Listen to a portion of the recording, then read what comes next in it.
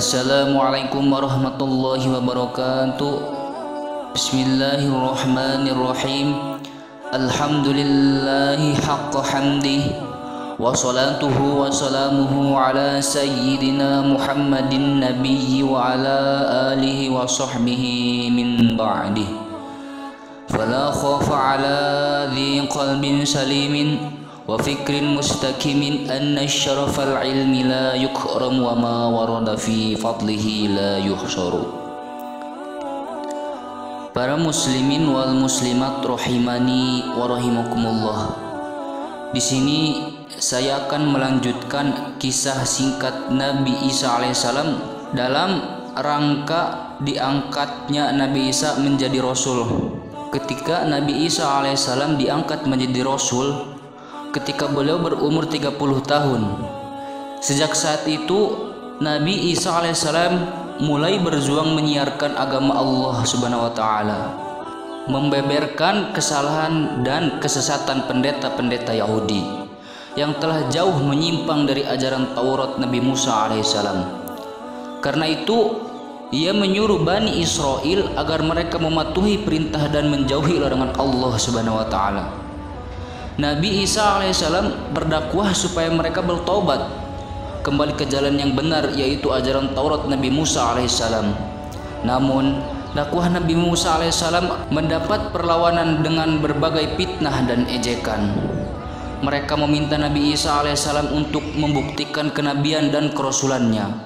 Kemudian Nabi Isa alaihissalam menunjukkan beberapa mukjizat kepada mereka, yaitu salah satunya yang pertama, mukjizat Nabi Isa alaihissalam bisa menghidupkan orang mati dengan izin Allah subhanahu wa ta'ala.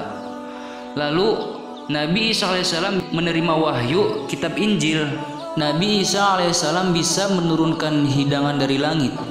Lalu Nabi Isa alaihissalam bisa menyembuhkan sejumlah penderita penyakit serta orang gila, memulihkan orang pincang menjadi berjalan, serta memulihkan orang bisu dapat berbicara. Lalu Nabi Isa alaihissalam bisa menyembuhkan orang buta sejak lahir, dan Nabi Isa alaihissalam bisa membuat burung dari tanah dengan menghidupkannya.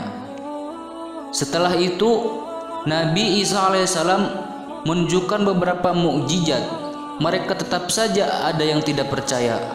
Namun demikian Nabi Isa alaihissalam memiliki beberapa sahabat atau murid dan pengikut setia sebanyak 12 orang yang disebut Al-Hawariyun. Artinya sahabat-sahabat Nabi Isa alaihissalam, mereka meyakini dakwah Nabi Isa alaihissalam, berhati bersih dan bertekad baik untuk membela serta membantu perjuangan Nabi Isa alaihissalam. Sebagian dari sahabat Hawariyun ada yang berasal dari keluarga nelayan seperti Syamun, Adrius, Yakub, dan Yohana. Ada juga yang berasal dari keluarga pencuci pakaian, yaitu Lukas, Thomas, Markus, Yohana, dan beberapa saudara yang masih kecil. Ketika Nabi Isa alaihissalam akan dibunuh, di antara sahabat-sahabat Nabi Isa itu ada yang murtad dan berkhianat yang bernama Yahuda Iskariot, atau bisa disebut Yudas Iskariot. Ia mengadukan tuduhan palsu kepada penguasa Raja Romawi bahwa Nabi Isa alaihissalam akan memberontak dan menggulingkan penguasanya. Atas petunjuk dari pengkhianat yaitu yang bernama Yudas, tentara Romawi mengepung tempat persembunyian Nabi Isa alaihissalam bersama murid-muridnya.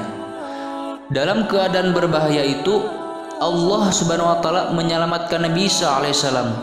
Nabi Isa tidak disalib dan tidak pula dibunuh.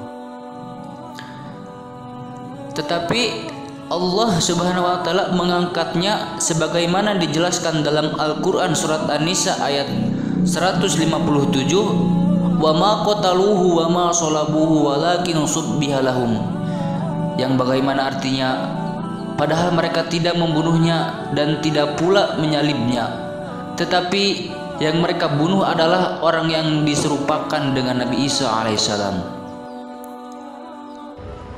Menurut banyak musafir, Allah subhanahu wa ta'ala menjadikan wajah Yudas si pengkhianat itu diserupakan dengan wajah Nabi Isa, sehingga Yudas yang disangka Nabi Isa alaihissalam itu ditangkap oleh tentara Romawi dan disalib. Kekuasaan Allah Subhanahu wa taala lebih dan melebihi kekuasaan segala-galanya, dan rencana manusia tidak semuanya dapat berhasil. Tetapi rencana Allah Subhanahu wa taala yang pasti terlaksanakan.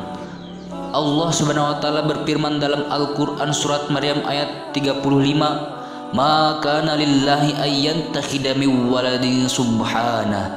Idza qada amran fa innama yaqulu lahu kun fayakun." Yang bagaimana artinya, tidak patut bagi Allah Subhanahu wa taala mempunyai anak. Maha suci Allah. Apabila Allah hendak menetapkan sesuatu, maka Allah hanya berkata kepadanya, jadilah, maka jadilah sesuatu itu. Ajaran Nabi Isa alaihissalam sama dengan ajaran Islam tentang Tuhan. Sebagaimana Allah berfirman dalam surat Maryam ayat 36, "Wa innallaha rabbi wa rabbukum fa'buduh, hada syiratum mustaqim." Yang bagaimana artinya, Nabi Isa alaihissalam berkata, sesungguhnya Allah sebenarnya itu Tuhanku dan Tuhanmu, maka sembahlah Allah. Ini adalah jalan yang lurus.